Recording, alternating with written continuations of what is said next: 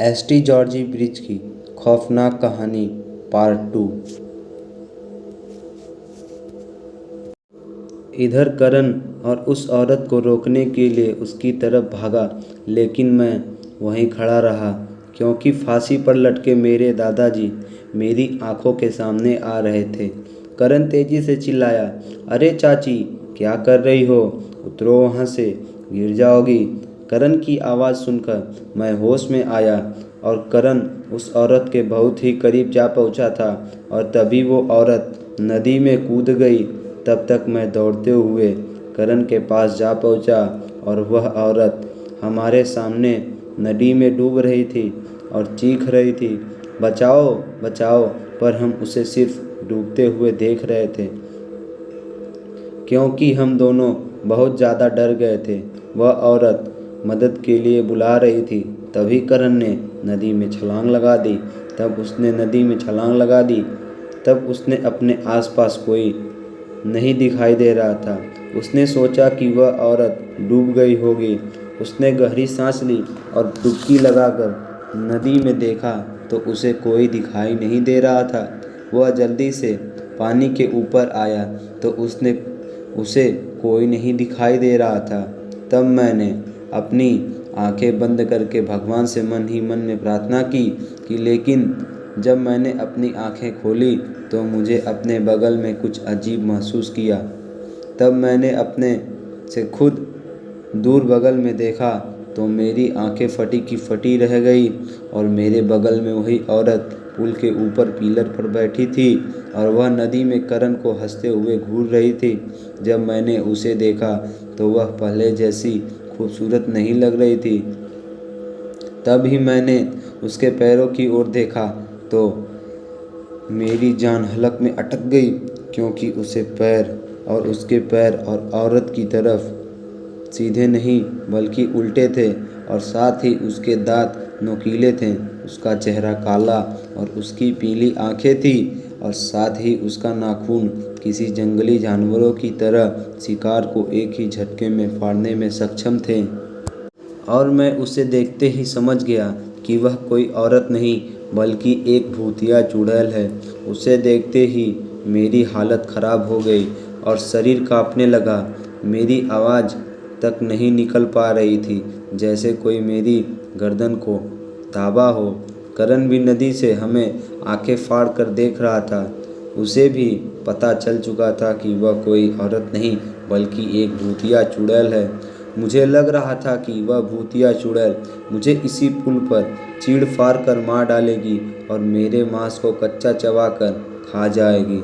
उसको देखकर मेरी डर के मारे हालत ख़राब थी। तभी भूतिया चुड़ैल ने अपनी डरावनी आवाज़ में मुझसे बोली, डरो मत, तुम मेरे शिकार नहीं हो, वह मेरा शिकार है। मैं उसे अपने साथ नदी में ले जा रही हूँ। जब मैंने यह सुना तो मेरा दिल डर से दहल उठा और मैंने उसे डरते डरते करण से कहा, नदी से जल्दी बाहर निकलो, नहीं तो यह भूतिया चुड़ैल तुम्हें नदी में ले जाएगी। और करण बुरी तरह से डर गया और उसके हाथ और पैर सुन्न हो गए। उसे एहसास हो गया कि वह नदी से बाहर नहीं निकल पाएगा। भूतिया चुड़ैल ने मेरी तरफ देखकर कहा, मुस्कुराई और फिर नदी में कूद गई और करण आखिरी बार चिल्लाया और भूतिया चुड़ैल उसे पानी में अपने साथ ले गई और कुछ देर तक पानी से बुलबुले निकल रहे थे और कुछ देर बाद वह भी बंद हो गए। मैं आंखें फाड़ कर नदी में देखता रहा और करण चिल्लाता रहा और इतने में नदी का साफ पानी धीरे धीरे लाल होने लगा और वह लाल रंग कुछ और नहीं बल्कि मेरे दोस्त करण का खून था। मैं वहीं फूट फूट कर रोने लगा। उस भूतिया चुड़ैल ने मेरे दोस्त करण को मार दिया था। मैं वह सदमा बर्दाश्त नहीं कर सका। आँखों के सामने अंधेरा छा गया और मैं उसी जगह पर बेहोश हो गया। जब मुझे होश आया तो सुबह हो चुकी थी। मुझे कई लोग घेर कर रखे थे।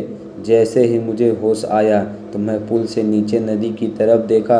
मेरे दोस्त करण की लाश नदी के किनारे थी। उस भूतिया चुड़ैल ने बड़े ही बेदर्दी से करण के छाती से उसका दिल निकाल लिया था। मेरा सबसे अच्छा दोस्त और भाई मुझे अकेला छोड़कर चला गया था। मैं काफ़ी हताश हो गया और तभी कामी गांव के लोगों से पता चला कि उस नदी में 100 साल पहले से ही किसी चुड़ैल का वास था। मैंने जब गांव के लोगों से पूछा कि यह चुड़ैल नदी में कैसे आई, तो गांव के लोगों ने बताया कि जब अंग्रेज़ों का ज़माना था तब एक अंग्रेज़ अफसर ने मेनिका नाम की एक औरत के साथ रेप किया था, जो विवाहित थी। वह जब जंगल में लकड़ियाँ बीनने जा रही थी, तभी रास्ते में वही अंग्रेज़ अफसर ने उस औरत को पकड़ लिया था और उसका रेप करके छोड़ दिया था। तब से उसके आसपास के लोगों ने उसका साथ देने की जगह पर उसे ताने देने लगे, और इतना ही नहीं बल्कि उसके पति ने भी उसे छोड़ दिया और उसे घर से बाहर निकाल दिया, और वह काफ़ी टूट चुकी थी। उसने सोचा कि उसके पति ने भी उसका त्याग कर दिया है।